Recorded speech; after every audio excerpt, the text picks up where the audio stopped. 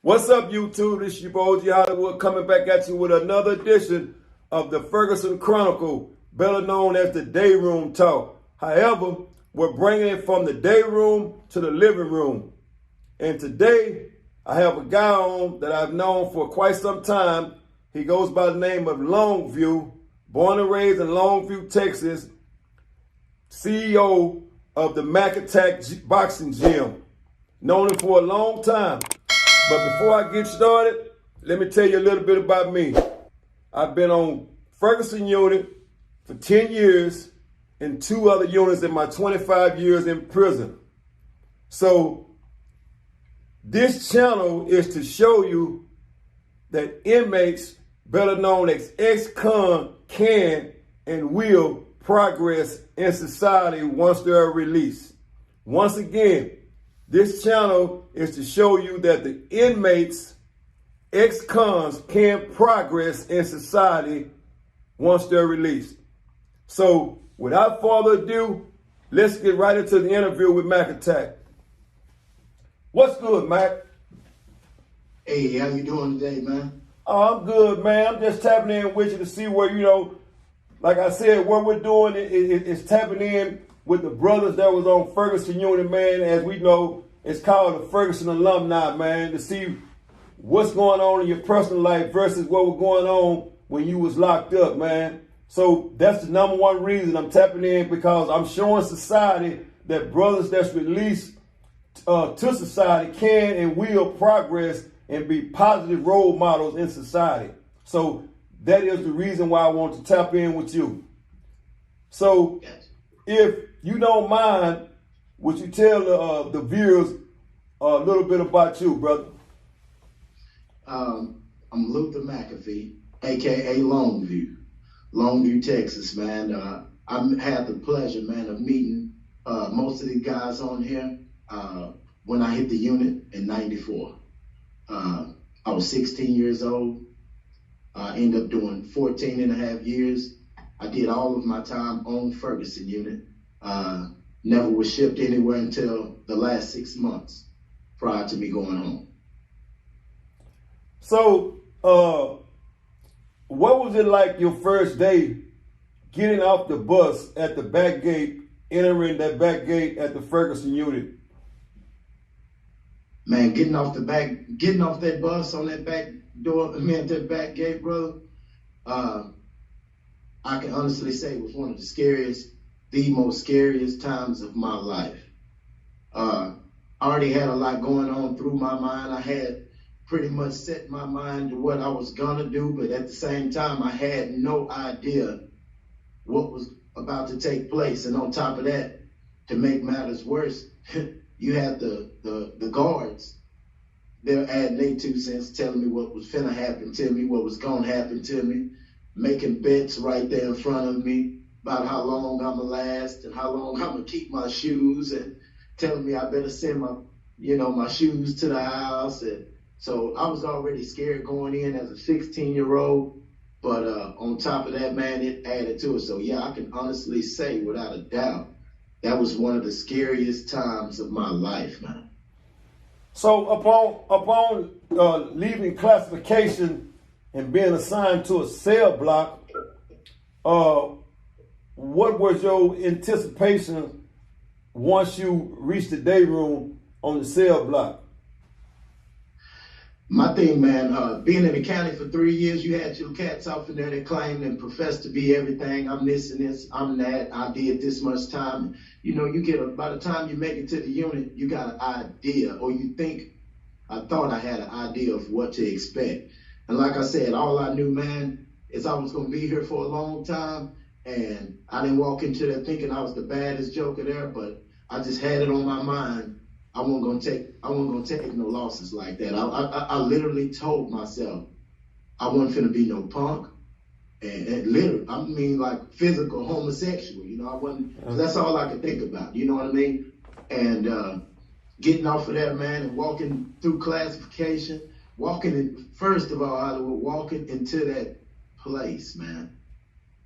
It's like Man, it's like walking into a whole nother world, man. It's like stepping from real world to some Harry Potter type stuff. I don't know if you're familiar with Harry Potter, but it's like stepping into a whole nother zone, man. It is a dark cloud, brother. It is a world of its own. It can't be described by someone who's never been there. And getting off of that bus, just walking through the showers and into the hallway, everything is it feels gloomy. It feels gloom and doom, homeboy. That's all you feel, man. That's all you feel from the time you hit that place.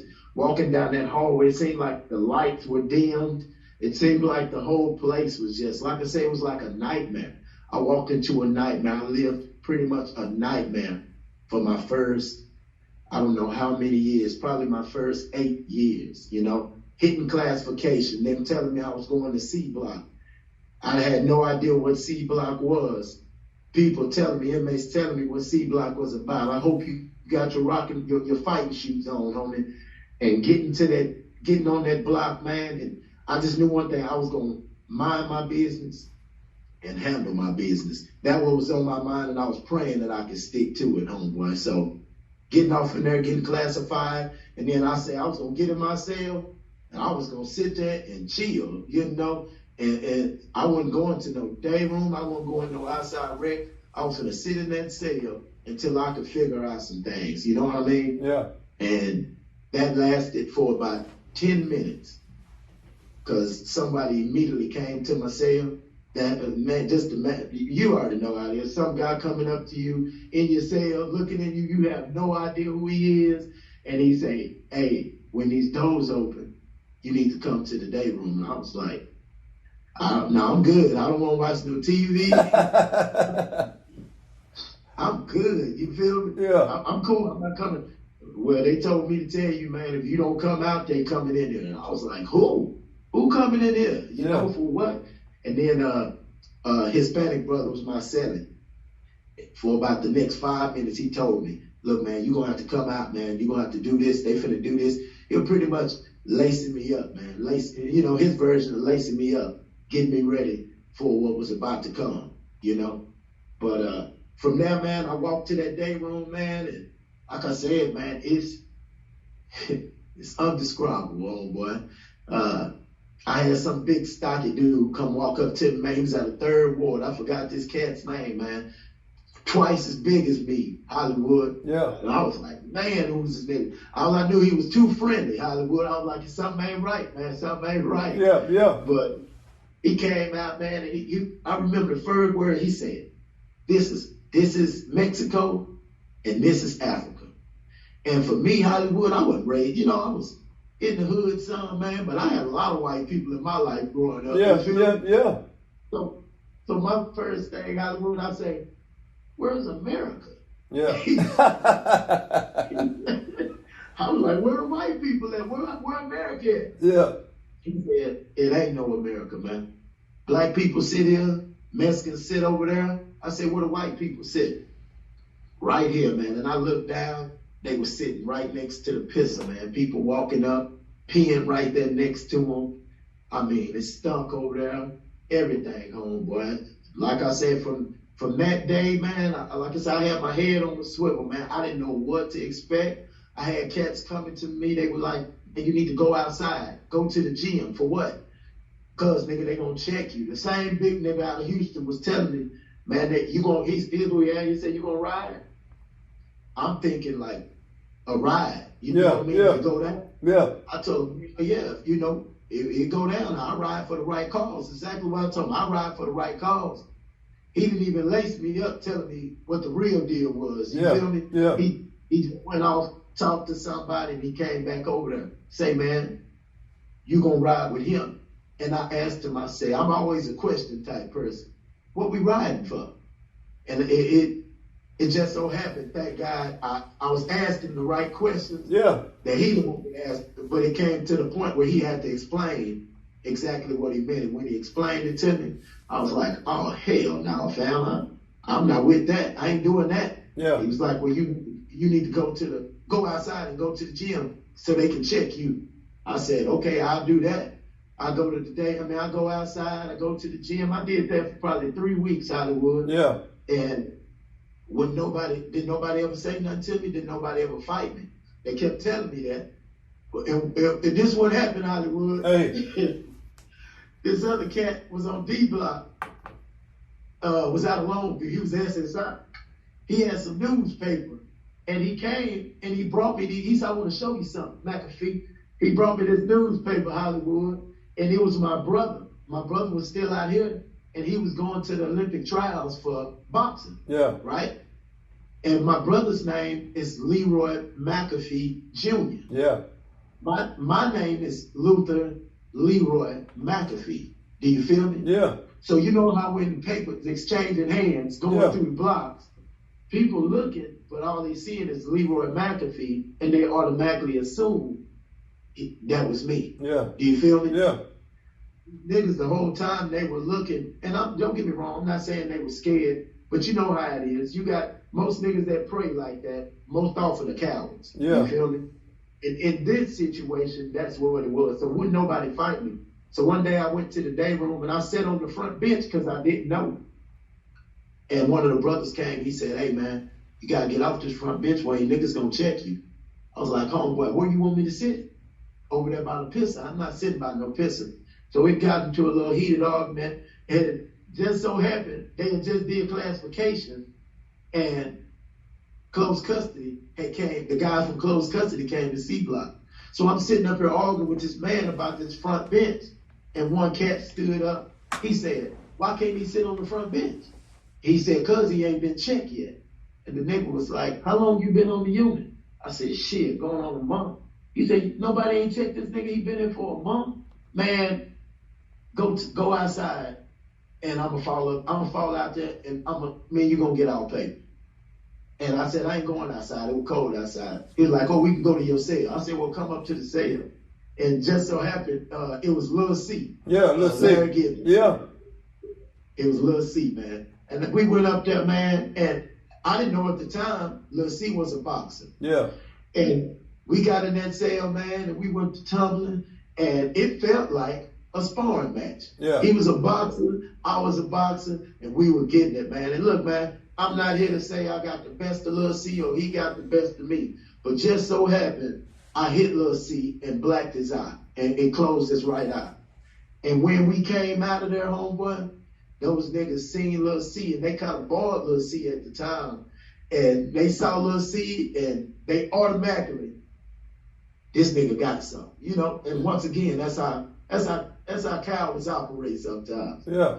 But me and Lil C, man, ended up being ace boom cool, homeboy. I'm talking about not only in there, we got out of here, and we still linked up outside of here. You know what I mean? Yeah. And so shout out to him. I know he got in some trouble down there in Dallas, man. I pray for him. But that's what happened, man. And that's what started it off, Hollywood. But how about this, bro? From then on, man, once I was established in that sense, and when nobody picking on me, when nobody doing that, Hollywood, when I tell you I got out of control, I was out of control, man. I was fighting just to fight. I was everything, homeboy. People, they told me about making people ride and got people paying you to protect you, homeboy. And please trust and believe. I'm not glorifying it. I'm not lifting it up. I'm just describing what I went through, man. When I tell you I was lost, Hollywood, already, I was still dealing with me being in the penitentiary, you know? I was in there for a murder, and I haven't forgiven myself. And truth be told, to this day, Hollywood, I haven't forgiven myself for that, you know? And I went through all those years, man, telling myself God was gonna pay me back for what I did. Day in and day out, Hollywood. Man, when I tell you I was living and not expecting to get out that penitentiary, I thought God was gonna kill me right there in that penitentiary. This is real story. Yeah. Hollywood, and I'm man enough to tell you and everybody else that, man. So I was going through that. Man, it was a blur to me at sometimes. Fighting every day. Friday night fights. I'm the first one jumping out there. I'm running out there to that gym, man. I was trying to do anything, man, to occupy my time, keep my mind off of the reality of being in that hell. And that was my way of doing it, man. You know, one time, man, I probably had 15 to 20 white dudes riding with me, man, paying me for protection, man. And I got kited off C block. I went to D block and same stuff, man. I jumped right back into the game, homeboy. And it was hell, man. And like I said, man, I didn't care about being the best fighter on the block. I wasn't thinking about none of that. You know, I never professed to be. I was a boxer going in, but trust me, I was not the best fighter on that unit. Nowhere near it. You feel me? Yeah. And, but man, I thank God, man, to this day that although I was in a lot and doing a lot of foolery, a lot of foolishness, man, I did that Hollywood, and then one day, man, one day, and it seemed like such a short time, but homeboy, I knew I had to do 10 years in order to come up for parole. Hollywood, next thing you know, I'm 7 years in the system. Mm-hmm. And the first thing hit me was, I'm coming up for parole in a few years. And when it hit me, Hollywood, bro, it put the fear of God in me, homeboy. I was like, man, what if I leave right now? Who would I be, man? What would I be? Who would I be? I haven't done anything, brother, other than going to the Dayroom, to the gym, and outside rec. I've done nothing to better myself. And that's when I started seeing it might be a chance. I might be going home. I might have a shot. God might not finna kill me here. So then I started doing school. I started getting in school. And brother, at that time, being in trustee world, it was like man, yeah. I ain't going to no trust. You know how I was. Yeah. I ain't going to no trustee world. Them niggas up there snitching and forget that, man. I never go to trustee world. Yeah. But I got in school, man. I got my GED. And with all of that, next thing you know, I'm walking up that hallway to trustee world, fam. And don't get me wrong, you still in the penitentiary. You still on Ferguson. You still on Gilligan's Island. But it was it felt better. It felt better. It gave you access to having a little bit more freedom. And having that little more freedom allowed you to be around a different version of convicts, different version of people that were actually trying to stay out of a little trouble so they won't, make that fall back to where I just come from, man. And in doing that, that's why I had the great pleasure, man, of meeting brothers like yourself, brother, and I'm going to get to you in a second, brothers like yourself, Hollywood, brothers like Antonio, brothers like Big Milk, brothers like Def Mac, brothers like, man, I can go on and on, man. I can go on and on. Millions of names, man. Cedric Stallworth, who was my fighting partner down there in C&D block, he had already come up. Ronald Lee Malvo, man. My number one, man, my A-spoon cool homeboy. Right to this day, man, he's still locked up. Wilbert Smiley, man, my little brother, man. Say, man, bro, it's hell, man. It was hell, But like I said, I can go on and on, name the cats, man. And if I didn't mention them, man, I apologize, bro. But that kicked it off to a whole nother thing of doing time, man. At that time, man, it was time to be a convict. Those dudes didn't want to be around no cluckhead, no stew head, no crash dummy. The niggas didn't want to be around nobody trying to get the TV took, the block shit down, So I had to change my ways.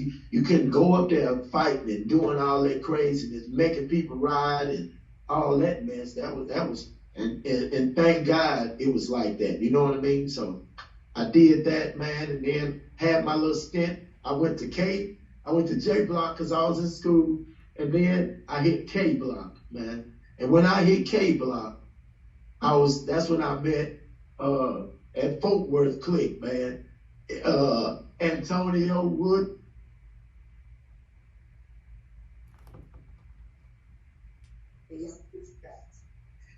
I'm glad I met those guys, man, because those guys right there, they helped me to see a lot of, it helped me to see I'm going home, man. Then, like I say, up there, you see people being successful in their way off in there. You start seeing people move and shake in a different way. And it introduced me to show me how to move and shake in a play the system, homeboy. Play the system, man, and instead of allowing it to play you, homeboy. And like I say, I ain't never been no thug, man. Prior to me getting incarcerated, I wasn't selling no dope. I still don't smoke weed and I still don't drink. I just recently ate bacon. So it opened up a lot of more stuff, Hollywood. And like I said, man, I had the great pleasure of meeting you, who I thought for years and years and years. Yeah. Hey, I said to myself for years, this is the first nigga I ever met out of Hollywood right here, man. I ain't never in my life met no nigga, and I was like, he seemed different. I could see him being from LA or something. And I thought the whole time, homeboy, you were from LA. You know what I mean? Yeah.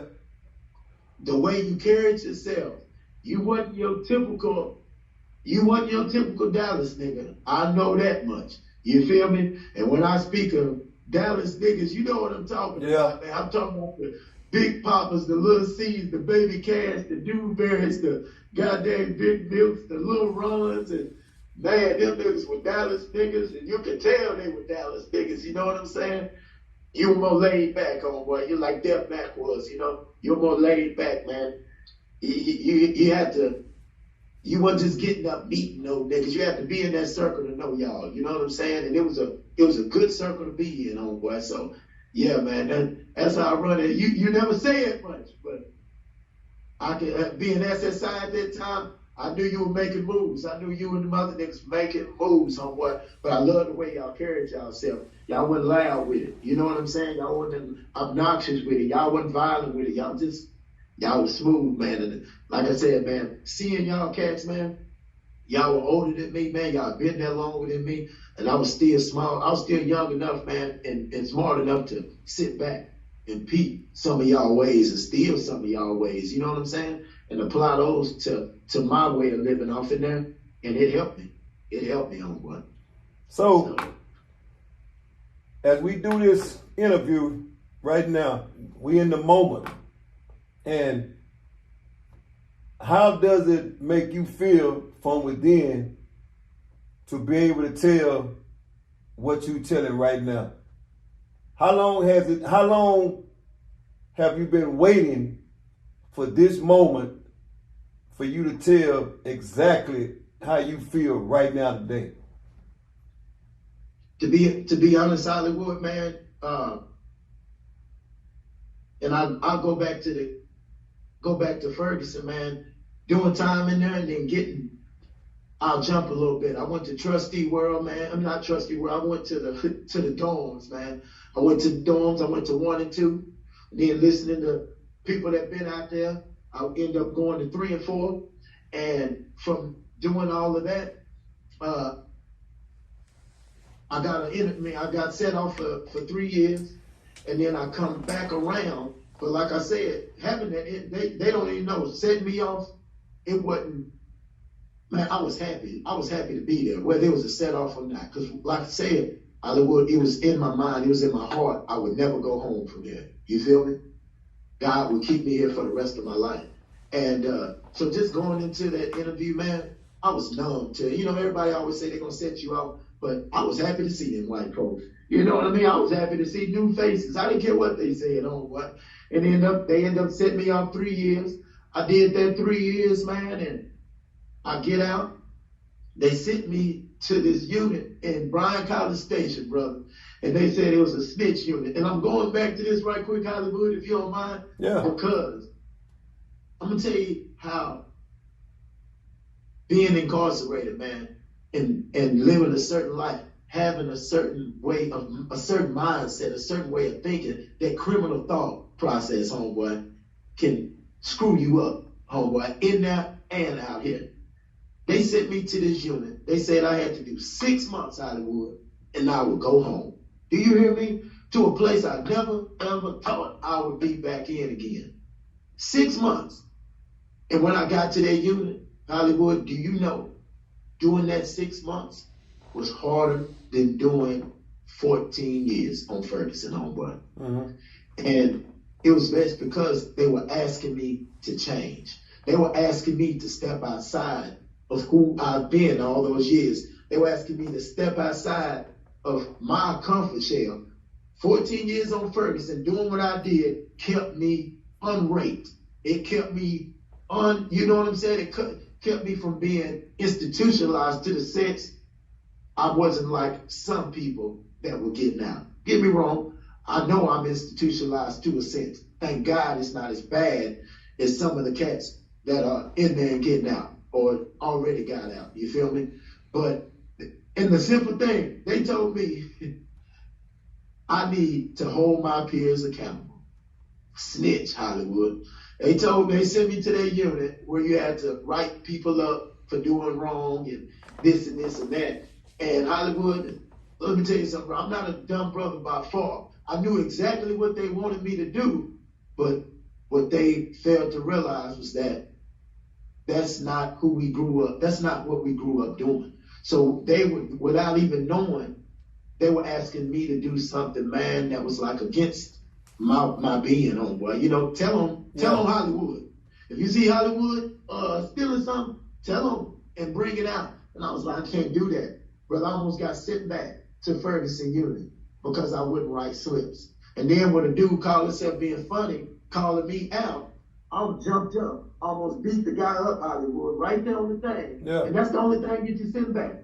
Fighting, gambling, and drugs. 3 things. And I almost did it in the first week just because I didn't want to change. But oh boy, thank God, I set my black butt down, man. Work that system. I wrote up more people than Archie on Ferguson Unit. Do you hear me? Yeah. And I walked out those gates, homeboy. I walked through Walls gates, man. And Hollywood stepping into that world, homeboy. Stepping into something that I never thought I'd see again, homeboy. It's like I was reborn again, Hollywood. Everything changed, man. Seeing my family, seeing, brother, when I walked out, it let me know, man, that's so inhuman, that's so inhumane, brother. Nobody. I wouldn't wish that on my worst enemy. I wouldn't put a dog through that, homeboy. Nobody deserves to live like that, homeboy. I know some people that need, do some things, homeboy, they need something. But brother, I can't expect a person, a man, a human to go through that for as long as we did and then get out of society and fit in. Do you feel where I'm coming from, homeboy? It's like asking the impossible. But Hollywood, guess what? We here now. You look amazing over there doing this interview all whipped up. But guess what? It don't surprise me. Seeing you in this light, brother, when I tell you it don't surprise me at all, it doesn't surprise me, homeboy. Doesn't surprise me, man. So yeah, getting out, man, and being in this, man, they put me on an ankle bracelet when I got out, and it kind of knocked my hopes down. They said I'd be on there a year.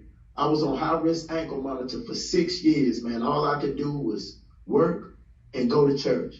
I had to report on Mondays. I had the most police parole officer in the world. Mm-hmm.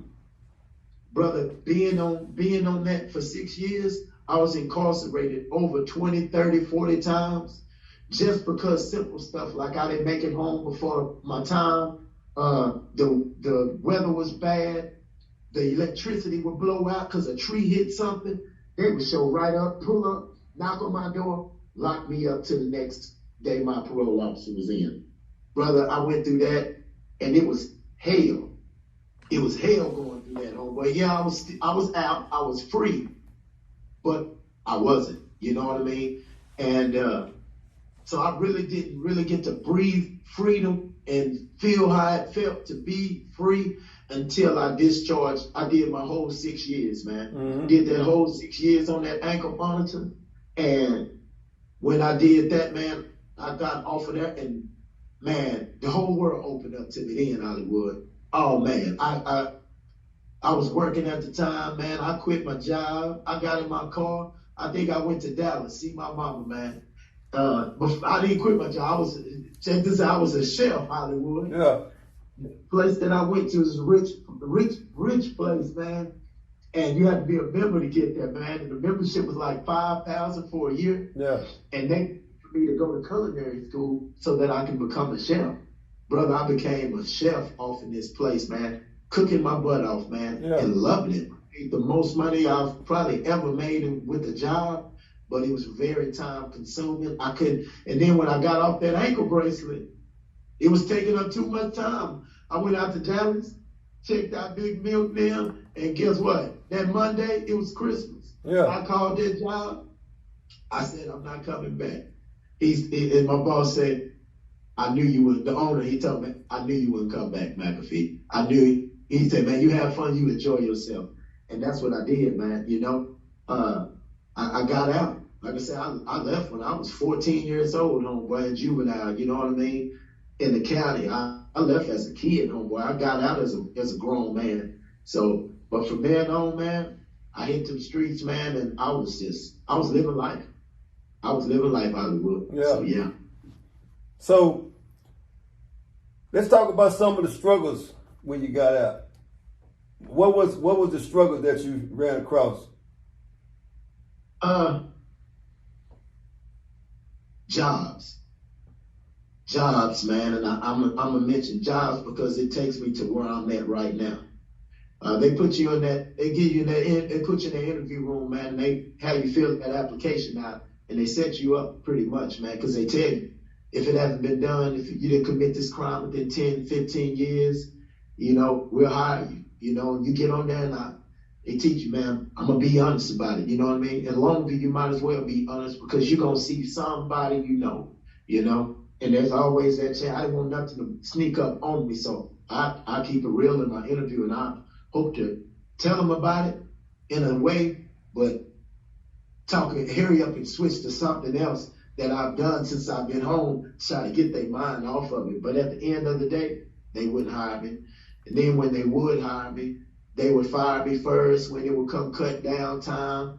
And it came to a point, like I said, man, I went from McDonald's to Waffle House to making supervisor at Waffle House, then going to Denny's, being the best cook there, making manager at Denny's, and Denny's took me to another place, and then that place ended up taking me to the Cherokee Club where I became a chef, man. But over time, having these different jobs, man, being fired and rehired and sometimes behind stuff I had no control of, you know what I mean? Yeah. And them lying, saying that they were hiring me, they not caring about me having no record. It got to a point, Hollywood, I told myself, you know what? I'm sick of working for people, man. I want to make my own time. I want to walk in. I want to be able to choose who I work with. I want to be able to make my own rules. I don't want to have no boss because I'm tired of people calling, finding out that I was in the penitentiary for murder, and then they calling somebody, because that's how it is in messy places. They see you, some people calling my job, used to call my job Hollywood behind knowing what I did all the way back then. Nothing I did recent, behind something back then, man, and telling on me. I'm not coming there no more because y'all got this guy as your cook and he's a murderer. And then my manager calling me and they're telling me we got to let you go. So I told myself I got to put myself in a position where I'm my own boss, where there's nobody higher than me. There's nobody that pays me. There's nobody. I gotta not change me, but change my environment to fit me. Do you feel where I'm coming from? Yeah. Mm-hmm. And that's what I did, man. That's what I did, man. And from doing that, I took, man, one of the hardest things to do, man, is for one of the greatest things a person can do out here, man, find something they like, man. And it's simple as that. Find something you like in life that you are good at and put it out here. Man, there's people making millions off of the simplest, smallest idea. And then you got people, some of the people's idea is getting people to work for them to make them money. Yeah. Do you feel where I'm coming from? If you look around here, man, it's people selling straws. They just decorate them a little different. They just curve them, put a curve and a twist on them, and they're making millions doing it. And no, brother, I'm nowhere near making millions, but Hollywood, when I tell you I walk in my establishment, and when I walk in here, brother, sometimes I come in this place just for peace, man. I come in this place and there's no greater feeling to me than saying, this is mine. This right here is mine. I don't have to hide it. I don't have to lie about it. I don't have to do nothing shady with it. And not only that, man, people, man, sometimes we're our worst enemy, Hollywood, because we put it in our mind. Ain't nobody gonna want me. Ain't nobody gonna want me teaching their kid, and I had a murder case. Ain't nobody. Guess what, brother? These people don't even care. Most people, the right people, don't even care. Messy people care about what you did back then. You feel me? People stuck in the past, stuck up here mentally, they care about the old Hollywood. Mm-hmm. Brother, it's people out here, billionaires. They don't have time to care about what the old Hollywood did. How can Luther McAfee help me right now? That's what I need to know. I'm finna pay this man to teach my kid. How can he teach my kid? So no, on my door don't have nothing to do. It don't have nothing to say. Ain't nothing in the gym says Ferguson Unit. Do you feel me? People walk into here. I don't sit up and talk about the penitentiary. So yeah, Hollywood, all this time, I've never, ever had the opportunity to express myself. This is a one-time thing, brother. This is a one-time thing. And when I tell you, it's a beautiful thing, man, we all need to express it. Get it out of our system, homeboy. Because I saw Daco doing the interview the other day. And congratulations on that. That was a beautiful thing. And I believe Daco bust out crying. Yeah. Do you feel me? Let me tell you something, Hollywood. I almost did it. I almost shut down a few minutes ago, brother. And I was telling my wife, I was in the car. My wife and I, we watch all your videos too, homeboy. And I'm sitting there and I'm looking at Daco crying, brother. And my wife said, why is he crying? And I said, baby, this right here is the first time that man has a chance to express himself. He probably didn't even know those feelings were inside of him. Do you feel me? I guarantee he didn't get on that camera saying, I'm finna get on here and cry. Nope. You feel me? But he let it out. And when he let it out, boy, I guarantee you, it felt so good to let out, homeboy. Brother, Hollywood, trust me, if you don't get nothing else from this right here interview, know that right here, man, you allowed us to not only express ourselves, but to get our feelings, man, we didn't even know exist, because by nature, us brothers out of Ferguson, man, we bottled up, man. Yeah. We inside, we hard to deal with, really. Yeah. We gotta get the right woman to be around us. We gotta have the right kind of job. We gotta put ourselves in the right kind of situation. Or guess what? We snap, homeboy. We got it in us, homeboy. I'm not bragging. We got it in us. And I know it's been some times you've been out. Yeah. Well, Hollywood done almost popped off. Yeah. Do you feel me? Yeah. And you gotta catch it. Brother, talking, man, we should be able to talk like this.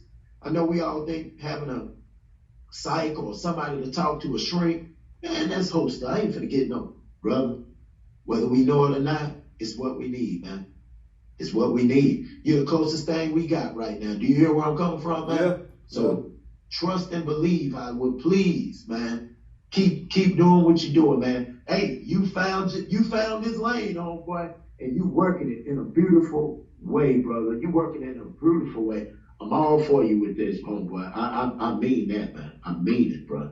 So yeah, I sit right here in Longview, Mac Attack Boxing Gym, brother. And when I came in, I was down there living with Big Milk. Do you hear me? Yeah. I was in Dallas living with Big Milk, man. Me and Milk we thugging it. Do you hear me, homeboy? And I'm not saying in a negative way, but we were living, man. Me and Big Milk, Marcus Estelle, and Def Mac, man, we got so close, you feel me? But we were down there thugging it, man, living it, man. And I had to come back to Longview to get custody my son's mother, my other two sons' mother in the previous relationship was going through some things. And CPS called me. Man, I hear you up shot to Longview. Come to find out, I had to get custody. I tried to get custody. They were telling me I couldn't do it because I had this murder case. Bruh, I wasn't trying to hear it. Do you hear me? Yeah. And over 6 months to a year time, I got full custody of my sons, man. And in doing that, while I was down here, I said, you know what? I'm going to go in this gym, man. I was already boxing here. You know, I hit the gym again and I got back in shape. And the pictures you see, that was one of my tournaments, man. And I was doing real well, man, in boxing. And while I was here, one of the boxing coaches left. And everybody was saying, Matt, won't you take it? Won't you do it? And at the time, this place was an MMA gym. Yeah. It allowed me to work out here and this and that. Well, long story short, they ended up getting into it with the owner, and they kicked them out the gym. And that gym, the owner knew he was losing money because the gym was just going to be sitting here. So I went to these people, Hollywood. All I knew, they were rich and they were white. Do you hear me? Yeah. And I known them for about a year or two, but I've never walked up on them in their face and spoke to them. And some told me, man, hey, all they can do is tell you no, Hollywood. You feel me? Yeah. I walked to them. I got me a business plan. Came up with it, man. Got me a business plan. Wrote some stuff out. Then I asked them, could I have a moment of their time, man? It's husband and wife. And I walked in there. They told me, yeah. They set up an interview with me. And I walked in there and I asked them, can I have a $20,000 loan, Hollywood? And I told them exactly what I wanted to do with it. I want cash. This is what I want to do. They were like, Luther, we saw you over there. You've been training some people, and we've been seeing you over the years, but how about we think about it? We'll get back to you. I said, okay, thank you. They called me 2 days later, Hollywood. Called me up to the gym. I walked in here, and they said, no, we can't give you that. We decided we're not going to give you that money. But this is what we will do. We'll find you. Would you be interested in us helping you locate your own building? We'll pay for it. We'll pay for all the equipment inside it. And you get started there. And what we'll do is we'll take out, you can pay us, and you can pay us back through that. And I said, I'll do that. I'll take that off. I was going to grab anything. I was ready to grab anything. I'm hungry. Mm-hmm. And what happened was I was looking for a building. I'm looking for these buildings, but I didn't know these buildings were priced up so high, man. And I was like,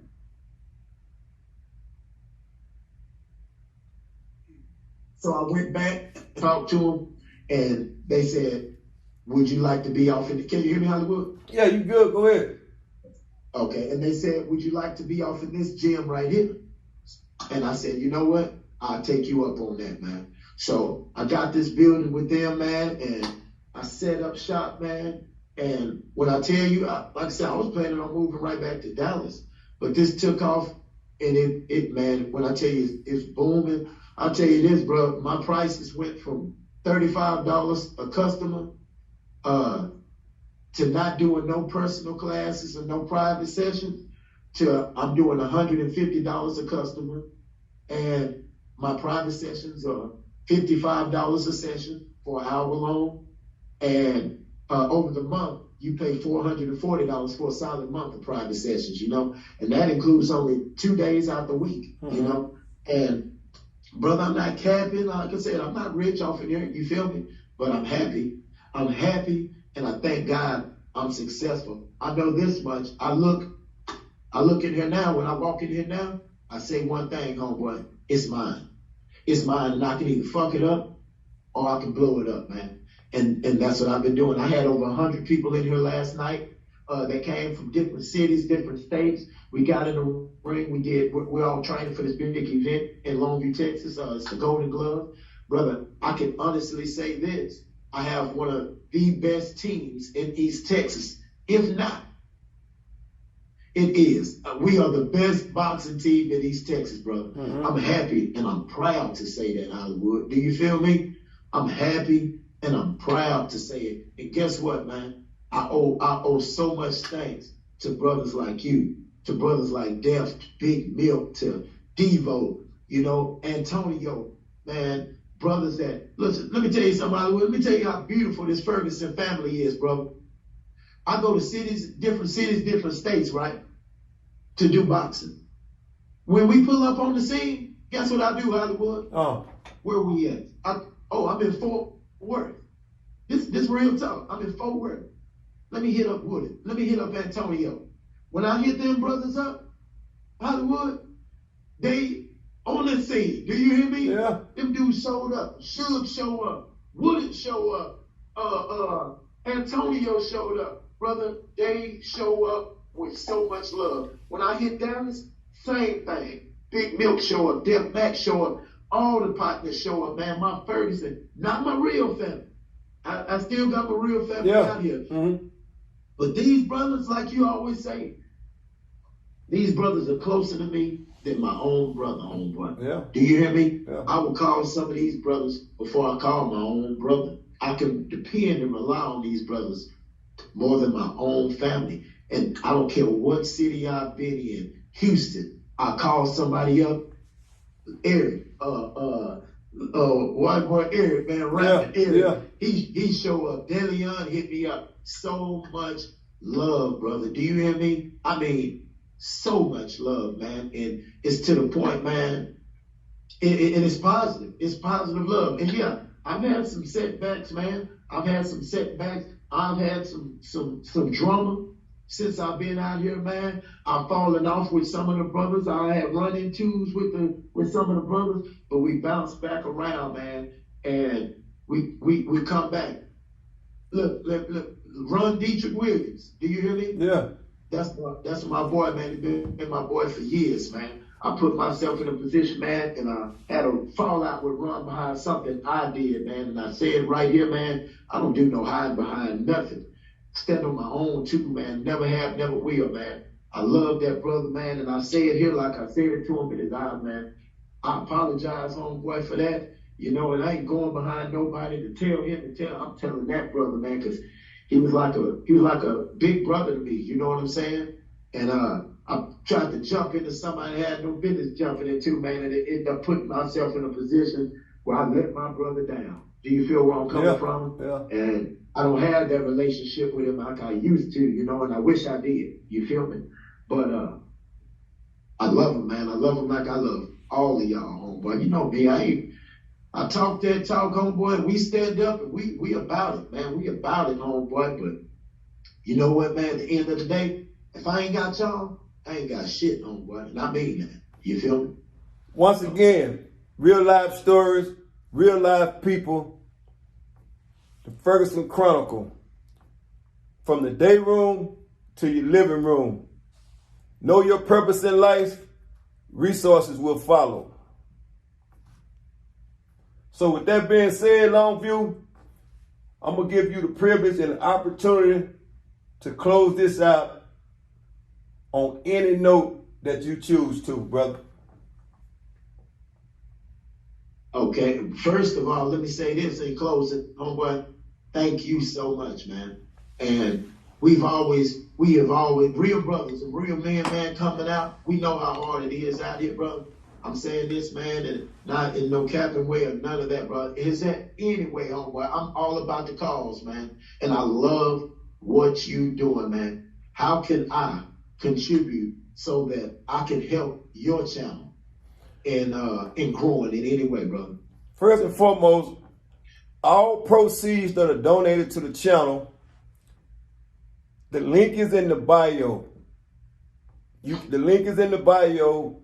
The Cash App is in the bio. All proceeds that are donated to the channel, just go to the link in the bio and you can donate whatever you choose to or whatever you can afford to. But remember, each and every dime that you put in is put right back into the channel. So I appreciate you for offering that, Longview. Gotcha. Most definitely. And I'll definitely get off in there, man. I definitely will get off in there, man, and send some support, man, and send love. I've already followed your channel. I follow you, everything you're doing, brother. I've liked everything you're doing. I've subscribed to your channel, homeboy. Not because I know Hollywood, because I know Hollywood doing great things with this, homeboy. I know what it means to get on here. I feel it. You know, even before I got on here, I feel it. Definitely feel it now, man. The beauty in it, man. It is strength. You were given strength, homeboy, allowing us to speak. You know what I mean? Whether it's to an audience or just you one-on-one, homeboy. If you don't do nothing else, speak to a brother one-on-one, man. Allow them to express themselves like this, brother. It's made my day, man. And it's a beautiful thing, man. It's a beautiful thing. Once again, I appreciate you for coming on, man. Give me a little bit of your time, man. Most of all, for getting what was built inside and releasing your story, man. And I know the viewers appreciate it, man. And if you ever choose to come back on the Ferguson Chronicle, man, you was always welcome, brother. Thank you so much, man. I'm looking forward to that, and I appreciate that. And again, bro, hey, if you ever doing something where it's you got the guys meeting up, I would love to be a part of it, homeboy. I would love to be a part of it in any way, man. I would love to see you guys, man. Most definitely, you will be informed, man. You know you can always reach me. You got my personal number, bro. So take care. Blessings to you, your family, and your new baby, bro. I salute. Thank you so much, bro. Salute. Hey, man. Salute, Hollywood. All right.